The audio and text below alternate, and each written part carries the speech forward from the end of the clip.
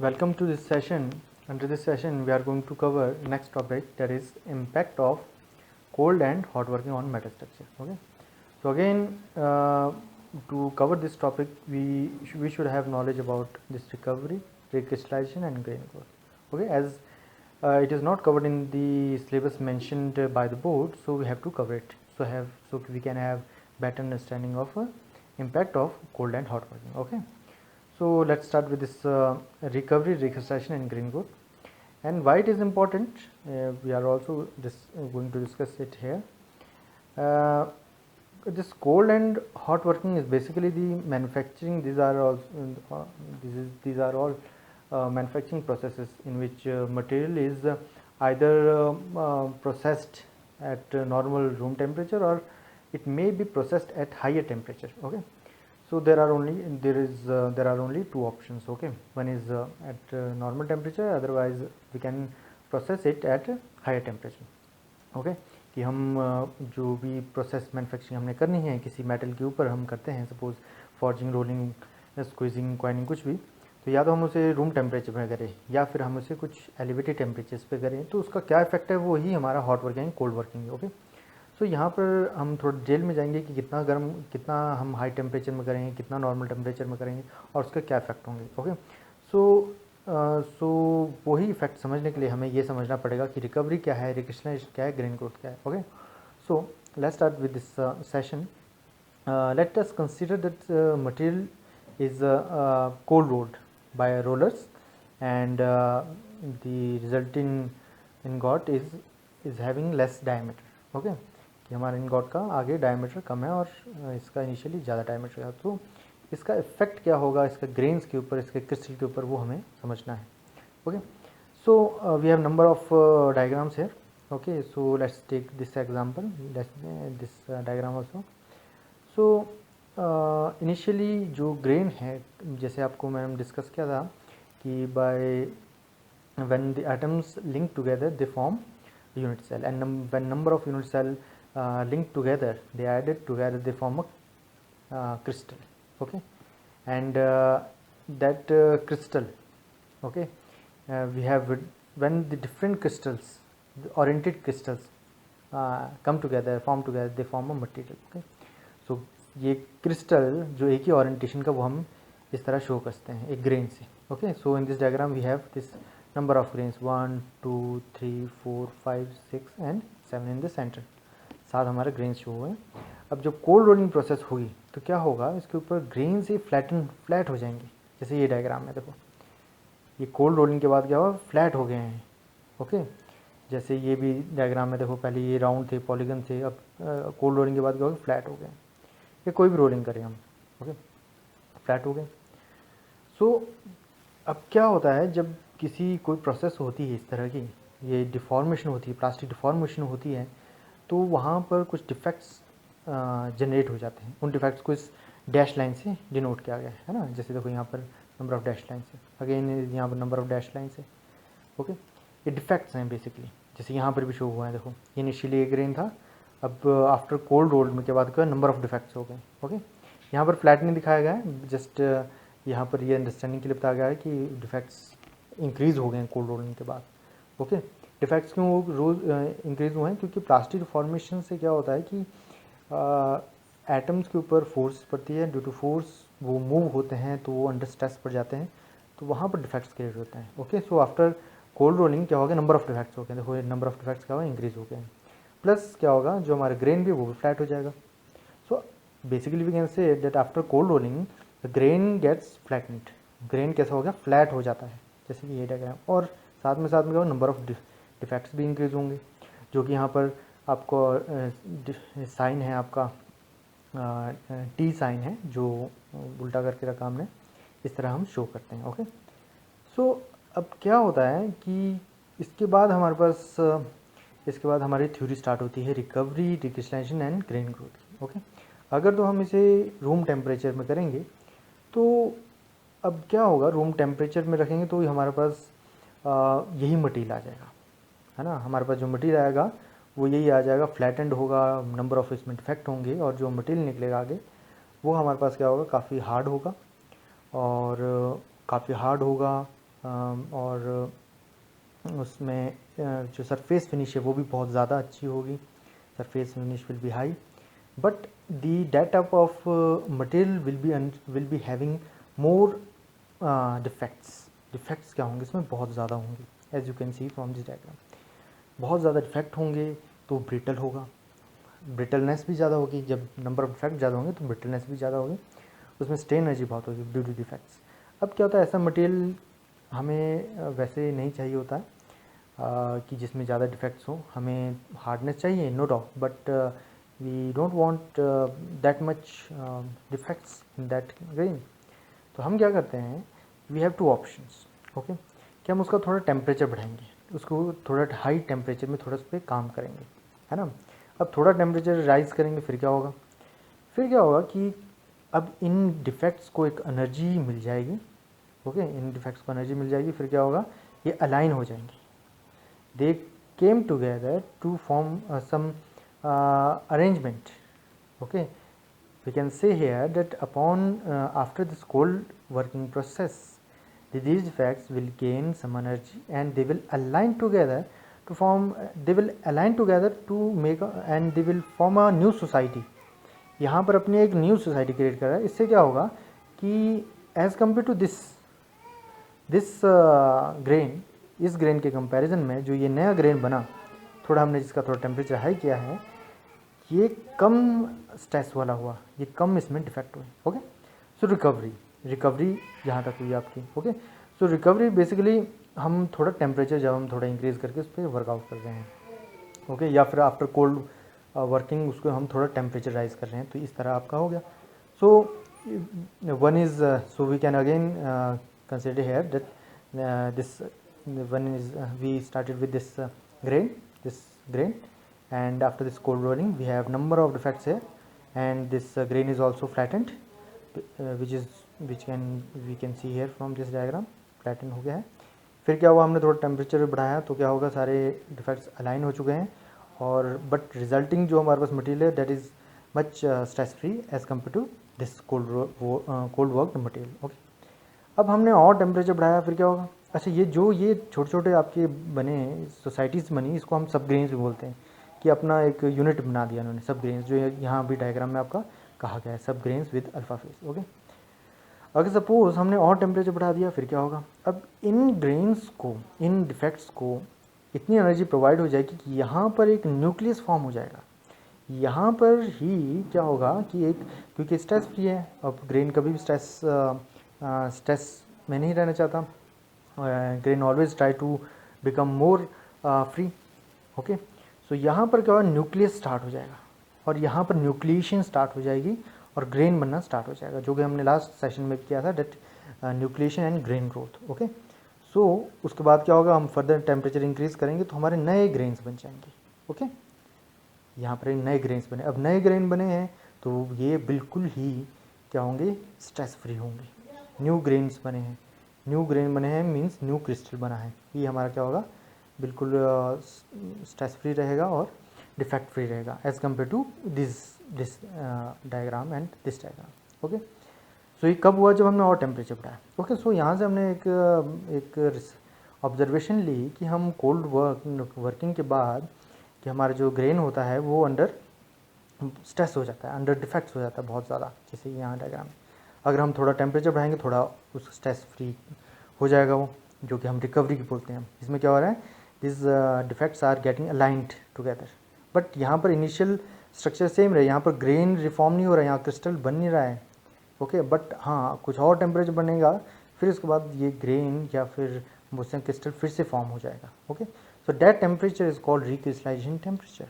That temperature is called recrystallization temperature. Can summarize here that after this cold working, we will be having flattened grains. Okay, flattened grains, and with number of defects. Okay, we can use it. This product, we can use this product, but it will be very brittle. ये बहुत brittle होगा, and so it is not recommended, okay. So we have to make it we have to make it defect free, okay. For that we will going to raise the temperature of the product, okay, and after raising by a certain temperature, these defects will align together, and they will form a society, and some defects will cancel each other, and the resulting product will be less defect free, okay. And we have to at this point we have to understand that there will be no crystal formation. यहाँ पर कोई भी crystal formation नहीं हुई है. So ये process कहाँ तक हुई? Recovery तक. अब ये temperature हमने बढ़ा दिया. Suppose we are going to increase the temperature further, then these defects will going to form a nuclei. They will going to act as a nuclei for forming new crystal. अगर हमने temperature बढ़ा दिया तो यही zone आपका क्या बन जाएगा, यहाँ न्यूक्लियस बन जाएगा और यहाँ नया ग्रेन बनना स्टार्ट हो जाएगा. जैसे as we can see from this diagram, this one this one grain बनना स्टार्ट हो जाएगा. इस प्रोसेस ये पॉइंट कौन सा हमारा? रिक्रिस्टलाइजेशन. और ये फर्दर ये जब हम इसी टेम्परेचर पर रखेंगे, थोड़ा टाइम देंगे, तो ये आपका नया ग्रेन बन जाएगा, नया क्रिस्टल बन जाएगा, ओके. सो ये आपका recovery, recrystallisation and grain growth, okay. So again in this diagram we can see we have flattened grains with number of defects, okay, and upon some increasing the temperature we are going to have this recovery period. This is recovery period, okay. Upon certain heating यहाँ nucleus form हो रहा है and we can see recrystallization हो रही है. यहाँ पर देखो जैसे यहाँ लिखा है recrystallization nuclei, okay. So upon further heating and timing, the new grains will be formed, new crystal will be formed, okay. So वो रिक्रिस्टलाइजेशन क्या टेम्परेचर हुआ? रिक्रिस्टलाइजेशन एक पॉइंट हुआ, एक टेम्परेचर हुआ पर्टिकुलर. हर एक मेटल का अपना अपना रिक्रिस्टलाइजेशन टेम्परेचर होता है, जहाँ पर नए क्रिस्टल आपके बनते हैं. और जब नए क्रिस्टल बनेंगे वो क्या बनेंगे? आपके डिफेक्ट फ्री बनेंगे, थोड़ा स्ट्रेस फ्री रहेंगे, ओके. सो ये क्रिस्टलाइजेशन टेम्परेचर हमारा मेन आपका पॉइंट रहेगा हमारा अंडरस्टैंडिंग के लिए, this cold and hot working, okay. So now we are going to cover our topic difference, this fact, or we can say difference between cold and hot working, okay. So we can take this example, we can take this diagram here, that in one diagram the material is being cold worked, and another diagram the material is being hot worked, okay. cold work क्या होगा? So cold working क्या होगी? The cold working is carried out below recrystallization temperature, and as such there is not the appreciable recovery of metal. Means to say cold working कब होगी? जब आपका material हम उस पर काम करते हैं, उसको हम मैन्युफैक्चरिंग कुछ प्रोसेस करते हैं बिलो रिक्रिस्टलाइजेशन टेम्परेचर. रिक्रिस्टलाइजेशन जैसे हम आयरन की बात करें तो उसका लगभग रहता है अराउंड 600 से स्टार्ट हो जाता है अप टू 900 डिग्री सेल्सियस तक, ओके. सो अगर उससे नीचे हम उसकी वर्किंग कर रहे हैं, उस पर मैन्युफैक्चरिंग प्रोसेस कर रहे हैं, तो नए क्रिस्टल बनेंगे नहीं, ओके. सो वो हमारे रिक्रिस्टलाइजेशन टेम्परेचर से नीचे हुआ, okay. So that type of working is called cold working, and it is also stated in definition also that cold working is carried out below the recrystallization temperature, and as such there is not the appreciable recovery of metal. Recovery नहीं होगी जैसे हमने discuss किया, क्योंकि grains वैसे ही बनेंगे, देखो grains वैसे ही रहेंगे. देखो यहाँ पर क्या है, ये रिकवरी है, यहाँ तक ये हमारा कोल्ड वर्क हुआ है. रिकवरी ही हो, इतनी अप्रिशिएबल रिकवरी नहीं है क्योंकि सिर्फ अलाइन हो सकता है, okay. Where is in hot working क्या होगा? Hot working is carried out above recrystallization temperature but below the melting point से नीचे होगा, बट रिक्रिस्टलाइजेशन टेम्परेचर से ऊपर होगा. जैसे मेल्टिंग पॉइंट की बात करें तो 1500 डिग्री सेल्सियस के राउंड अबाउट होता है आपका आयरन का. सो उससे नीचे, और रिक्रिस्टलाइजेशन टेम्परेचर जैसे मैंने बताया कि 700 के राउंड होता है ऊपर. सो 700 टू अराउंड 1100 हम मान सकते हैं कि हॉट वर्किंग आपकी हो रही है, okay. So that's why it is stated here that it is carried above the recrystallization temperature but below the melting point, hence the deformation of metal and recovery take place simultaneously. Recovery भी होगी, फिर से crystal भी बनेंगे. यही आपका diagram में दिखाया गया है. देखो जैसे हॉट वर्किंग में क्या हो रहा है, बड़े ग्रेन्स है, फिर स्क्वीज़ हो रहे हैं, ग्रेन्स यहाँ पर स्क्वीज़ हो गए, फ्लैटेंड हो गए. बट क्योंकि हॉट वर्किंग है, यहाँ पर फिर से क्या हो रहे हैं आपके, फिर से ग्रेन बन रहे होंगे, यहाँ फिर से ग्रेन बने और वो स्ट्रेस फ्री होंगे. So material will be more defect free, material will be less brittle, and brittleness कम होगी तो हार्डनेस भी थोड़ी कम होगी, बट टफनेस अच्छी होगी, डक्टिलिटी अच्छी होगी। ओके, वेरेज इन कोल्ड वर्किंग कि ग्रेन्स क्या रहेंगे आपके यहाँ पर स्क्वीज होंगे, फ्लैटेंड होंगे और वो एज इट इज़ रहेंगे। ओके, वो क्या रहेंगे, एज इट इज़ रहेंगे और डिफेक्ट्स रहेंगे और ब्रिटल रहेगा। Okay, so coming over the different points which we will going to discuss here, that first हमने topic first difference हमने कर लिया cover. The second one is during hot working process residual stresses are not developed in the metal, कि hot working में आपका residual stresses नहीं होगा। अब जब डिफेक्ट्स, नए क्रिस्टल बन रहे हैं, नए ग्रेन्स बन रहे हैं, तो वो स्ट्रेस फ्री रहेंगे, उसमें डिफेक्ट कम है, डिफेक्ट कम होगा तो रेजिडुअल स्ट्रेसेस कम होगी। ओके, वेरेज इन कोल्ड वर्किंग क्योंकि उसमें डिफेक्ट ज़्यादा है तो रेजिडुअल स्ट्रेसेस क्या रहेगी डेवलप होगी और रहेगी उसमें। Okay, now third point, because of higher deformation the temperature used, the stress required for deformation is less. अब क्योंकि हम हाई टेम्परेचर पे काम कर रहे हैं हॉट वर्किंग में, तो डिफॉर्मेशन के लिए जो टेम्परेचर यूज़ होगा वो क्या होगा, कम होगा। वेराज अगर हम जैसे कोल्ड वर्किंग में हैं, हम रिक्रिस्टलाइजेशन टेम्परेचर नीचे कर रहे हैं, कम टेम्परेचर में कर रहे हैं, तो जो फोर्स रिक्वायर्ड है और डिफॉर्मेशन के जो स्ट्रेस रिक्वायर्ड है वो हमें हाइयर चाहिए होगा। Okay, now next point, hot working refines metal grains resulting properties. Okay, whereas cold working leads to distortion of grains. Okay, यहाँ पर क्या होगा, मेटल क्या होंगे हमारे हॉट वर्किंग में, ग्रेन्स क्या होंगे, रिफाइन होंगे। मीन्स टू से कि मेटल ग्रेन्स फिर से बन रहे हैं तो फिर से फॉर्मेशन हो रही है ग्रेन्स की। Okay, whereas in cold working में ग्रेन्स फिर से नहीं बन रहे, ओनली डिस्टॉर्ट हो रहे हैं। Okay, that's why it is stated here that cold working leads to distortion of grains. Okay, next point is no hardening of metal take place, and whereas in cold working metal gets work hardened. Okay, so what is this work hardening? Okay, क्या होता है कि जब cold working करते हैं हम, okay, जैसे let's take this example, I am going to discuss this point, metal gets work hardened. Okay, what it means, let's go to this diagram here. Work hardening में क्या होगा, जैसे कोल्ड वर्किंग की हमने, जैसे आपके नंबर ऑफ डिफेक्ट यहाँ पर आपके क्या हो गए, हमें ऑब्टेन हो गए, नंबर ऑफ डिफेक्ट्स इंक्रीज हो गए। अब जब हम फोर्स लगाएंगे ये आपकी बाउंड्रीज में एक्युमुलेट हो जाएंगी। ओके, हम फिर से फोर्स लगाएंगे, बाउंड्रीज की बिल्कुल बाउंड्रीज में चले जाएंगे, फिर क्या होगा, अब ये रिस्ट्रिक्ट हो जाएंगे ग्रेन बाउंड्रीज में, उसके आगे नहीं जा पाएंगे तो मटेरियल आपका डिफॉर्म नहीं हो पाएगा तो इट मीन्स वो हार्ड हो चुका है। सो यही प्रोसेस वर्क हार्डेंड है कि हम उसे फोर्स लगा रहे हैं तो वो और हार्ड हो जा रहा है। ओके, सो इसका so that process is called work hardened, कि आप वर्किंग भी कर रहे हैं वो साइमल्टेनियसली वो हार्ड भी हो रहा है आपका। अब ये आपका कहाँ देखा जाता है, कोल्ड वर्किंग में, बिकॉज आपका कोल्ड वर्किंग में क्या होता है, डिफेक्ट्स आपके काफ़ी रहते हैं और बाउंड्रीज में रिस्ट्रिक्ट हो जाते हैं मूवमेंट से। मूवमेंट अब नहीं होगी ग्रेन के बाहर नहीं जा सकता मटेरियल, तो फिर क्या होगा, वो डिफॉर्म नहीं होगा प्लास्टिकली और वो वर्क हार्ड हो जाएगा। Okay, next point is hot working improves some mechanical properties like impact strength, elongation, whereas cold working it reduces this impact strength and elongation.